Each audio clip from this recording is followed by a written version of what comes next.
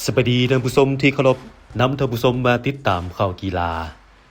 MyWay ผลิตภัณฑ์เครื่องกีฬาของคนลาวร่วมสนับสนุนเครื่องกีฬาให้แก่สโมสรบานเต้เบสบัน FC จำนวน300ล้านกีบเพื่อสร้างนักกีฬาบานเต้ลาวให้พ้นเด่นกว่าเก่าวันที่29เมษายน2026ที่ห้างอาหารได้เดินบานเบสบันนครหลวงเวียงจันทน์วิสาหกิจส่วนบุคคล MyWay Sport ผู้ผลิตเครื่องกีฬาสัญชาติลาว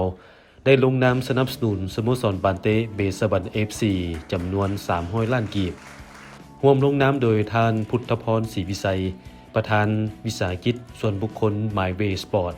และท่านบุญมีเหลี่ยมสัญจักรประธานสโมสรเบสบัน FC มีท่านผู้วงคำสาวและท่านถนอมทำทองอดีตการนำนครหลวงเวียงจันทน์ที่ปรึกษาของสโมสรพร้อมด้วยคณะผู้ฝึกนักกีฬาผู้ปกครองพนักงานที่เกี่ยวข้องและสื่อมวลชนเข้าร่วมเป็นสักขีพยาน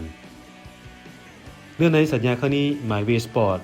สนับสนุนเป็นเครื่องกีฬาในสัญญา3ปีรวมมูลค่า300ล้านกีบทางนี้ก็เพื่อร่วมสุขยู่ส่งเสริมการพัฒนาสโมสรเบสบันทุกรุ่นอายุเพื่อสร้างบุคลากรป้อนทีมชาติก็คือนครหลวงเวียงจันทน์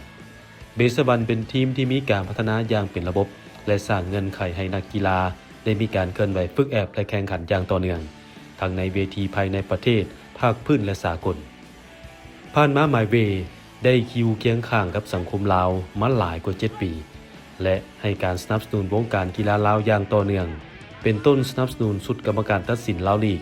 ฟุตซอลลาวลีกสหพันธ์บานเต้จำปาสักสหพันธ์พอไก่แห่งชาติสโมสรบานเต้กองทัพและสโมสร WIG นาคา